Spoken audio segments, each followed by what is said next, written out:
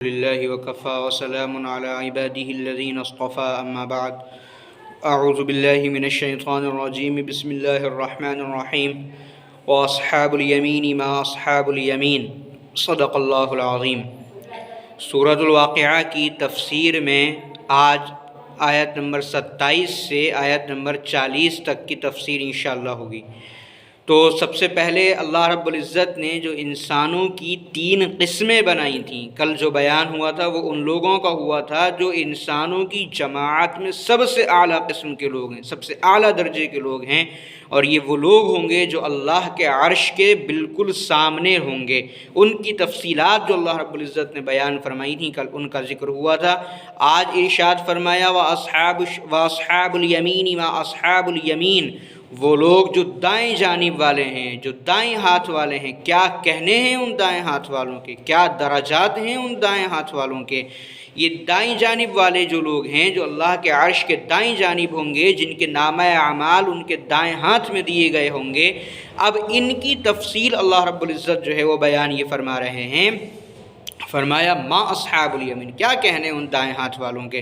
ارشاد فرمایا فی صدر مخضود، دیکھیے اللہ رب العزت جنت کی ان نعمتوں کا ذکر کر رہے ہیں، ان نعمتوں کو قرآن کے اندر بیان کیا ہے اللہ نے جنت کی، جن سے دنیا کے انسان اچھی طرح سے واقف ہیں۔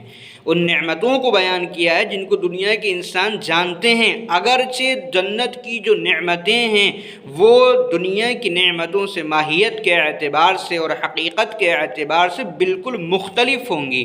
دنیا میں اگر ذکر کیا جاتا ہے ایک پھل کا اور ذکر کیا جاتا ہے جنت کے ایک پھل کا، ایک سیب کا، تو یاد رکھیے یہ دنیا کا سیب جنت کے سیب کے مقابلے کو نہیں لگ سکتا۔ یہ صرف ایک مثال بیان کرنے کے لیے کہ جس طریقے سے دنیا کے اندر سیب ہے، آخرت کے اندر بھی جو ہے وہ سیب ہوگا، لیکن اس سیب کا کیا ذائقہ ہوگا، اس سیب کی کیا رنگت ہوگی، اس سیب کا کیا سائز ہوگا، اس سیب کی کیا حقیقت ہوگی، اس کو انسان نہیں سمجھ سکتا۔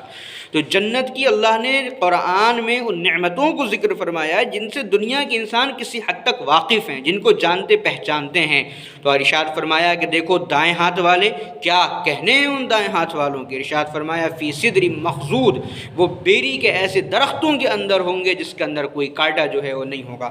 اصل میں بیری کا جو یہ درخت ہوتا ہے اس کے اندر کانٹے ہوا کرتے ہیں۔ ایک صحابی آئے اللہ کے نبی صلی اللہ علیہ وسلم کے پاس اور آ کے کہنے لگے کہ جنت میں ایک ایسی چیز کا ذکر ہے جو تکلیف دہ ہوا کرتی ہے۔ آپ نے فرمایا کیا؟ فرمایا قرآن کہتا ہے فی صدر مخضود، جنت کے اندر بیری کے درخت ہوں گے لیکن اس کے اندر تو کانٹے ہوا کرتے ہیں۔ آپ نے ارشاد فرمایا کہ تم نے یہ نہیں پڑھا کہ مخضود، وہ بیری ایسی ہوگی جس کے اندر کانٹا نہیں ہوگا۔ جنت کے اندر تکلیف کا کوئی شمار جو ہے تکلیف کا نہیں ہے، جنت کے اندر تکلیف نام کی کوئی چیز جو ہے وہ نہیں ہے۔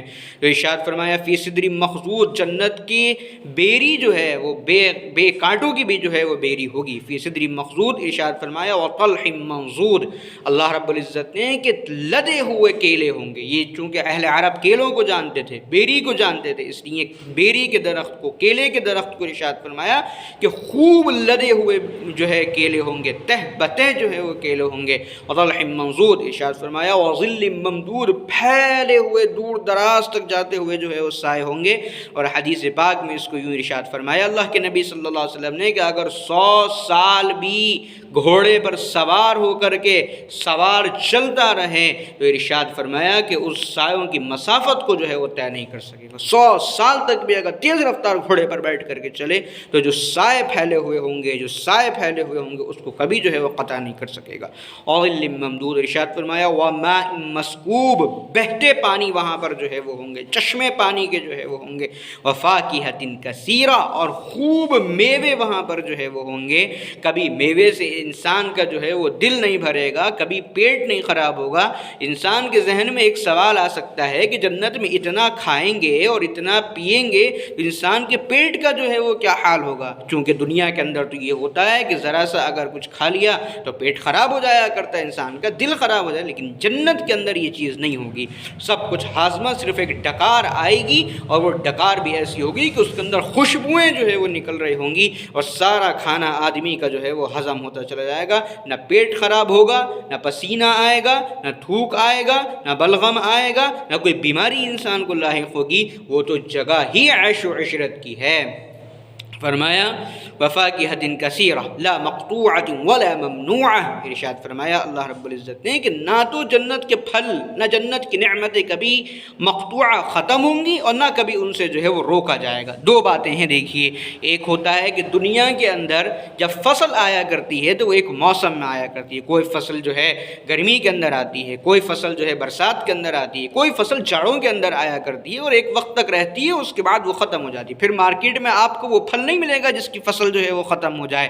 لیکن ارشاد فرمایا جنت کی جو نعمتیں ہیں، جنت کے جو پھل ہیں، جنت کی جو فصلیں ہیں، وہ کسی ایک وقت تک کے لیے نہیں ہوں گی بلکہ دائمی ہوں گی، ہمیشہ رہیں گی۔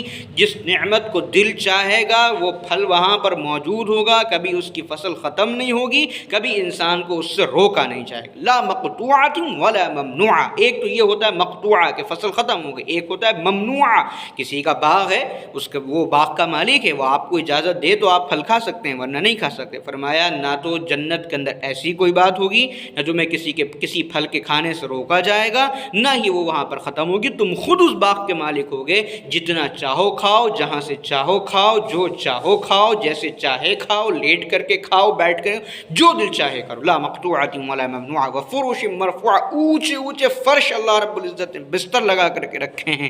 انا انشأناہن انشاء، ارشاد فرمایا جنت کی جو عورتیں ہیں یقین جانو ہم نے ان کو ایک نئی اٹھان جو ہے وہ دی ہے۔ دو چیزیں ہیں، ایک یہ ہے کہ جنت کی حوریں جن کا اللہ رب العزت نے پہلے بھی ذکر فرمایا وہ ہر آدمی کو، ہر جنتی کو ملیں گی، اور ساتھ میں یہ دنیا کی جو عورتیں ہیں یہ بھی مردوں کو جو ہے وہ وہاں پر ملیں گی۔ وہ عورتیں بھی اللہ رب العزت ان کو ایک نئی اٹھان دے گا۔ دنیا میں جس طریقے سے عورت بڑھیا ہو جایا کرتی ہے، بال سفید ہو جایا کرتے ہیں، کمر جھک جایا کرتی ہے، جنت کے اندر اللہ رب العزت ان کو ایک نئے سرے سے جو ہے وہ تیار کرے گا، اور ایک نئے سرے سے تیار کر کے اللہ رب العزت ان کو جنت کے اندر جنتیوں کے جو ہے وہ حوالے کرے گا۔ انا انشأناہن انشاء، یقین جانو ہم نے ان عورتوں کو ایک نئی اٹھان جو ہے وہ دی ہے۔ حوریں تو حوریں ہی ہوں گی، دنیا کی عورتیں بھی اس قدر حسین و جمیل ہوں گی کہ ان کو دیکھنے سے کبھی انسان کا دل نہیں بھرے گا۔ ایک سوال پیدا ہوتا ہے کہ کسی کی دنیا میں شادی ہی نہیں ہوئی، کسی عورت کی شادی نہیں ہوئی ہے، کسی مرد کی شادی نہیں ہوئی، تو ان کا کیا ہوگا؟ ان کو بھی اللہ رب العزت اگر کسی عورت کی شادی نہیں ہوئی، جنت میں اللہ ان کے لیے ایک مرد کو پیدا کرے گا اور وہ اس سے ان کا جو ہے نکاح ہوگا، اور اگر عورت دنیا جو ہے کسی مرد کی شادی نہیں ہوئی وہاں اس کو جو ہے وہ حوریں دی جائیں گی۔ انا انشأناہن انشاء۔ ایک مرتبہ حضرت عائشہ رضی اللہ تعالی عنہا کے پاس ایک بوڑھی عورت بیٹھی ہوئی تھی، اللہ کے نبی صلی اللہ علیہ وسلم تشریف لائے، پوچھا عائشہ یہ کون ہے؟ کہا اللہ کے رسول یہ میری رشتے کی ایک خالہ لگتی ہیں۔ آپ نے فرمایا لا يدخل الجنت عجوز، کوئی بڑھیا جنت کے اندر جو ہے وہ نہیں جائے گی۔ اب وہ بڑی پریشان ہوئی، بعض روایات میں آتا ہے کہ رونے لگیں۔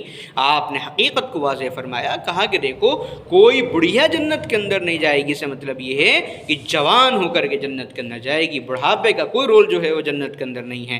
تو ارشاد فرمایا انا انشأناہن انشاء فجعلناہن ابکارا، ہم نے ان عورتوں کو باکرہ بنایا ہے، وہ کنواری ہیں، عروباً اترابا، عروباً اترابا۔ ارشاد فرمایا کہ وہ اپنے شوہروں سے انتہائی محبت کرنے والی ہیں، اترابا اور ہم عمر ہیں۔ ایسا نہیں ہے جیسے دنیا میں ہمارے یہاں جو ہے وہ ہوتا ہے کہ عورت کبھی بڑی ہے تو مرد چھوٹا ہے، اور مرد چھوٹا ہے تو عورتیں جو ہے بڑی ہیں۔ ارشاد فرمایا ہم عمر ہم نے بنایا، لاصحاب الیمین، یہ سب کا سب دائیں جانب والوں کو ملے گا، سلۃ من الاولین وسلۃ من الآخرین، جس میں ایک بڑی جماعت ان لوگوں کی ہوگی جو پیچھے گزر چکے ہیں، اور ایک بڑی جماعت ہی اس امت کی ہوگی، بلکہ زیادہ تعداد اس امت کی ہوگی ان دائیں ہاتھ والوں میں۔ اور جو دائیں ہاتھ والے ہیں یہ اس میں عام مسلمان بھی ہیں، اللہ کے ولی بھی ہیں، اللہ کے نیک بندے بھی ہیں۔ دعا کریں اللہ رب العزت سے کہ ہمارا شمار بھی ان دائیں ہاتھ والوں میں ہو جائے اور اللہ ان نعمتوں سے سرفراز فرمائے۔ وآخر دعوانا الحمد للہ رب العالمین۔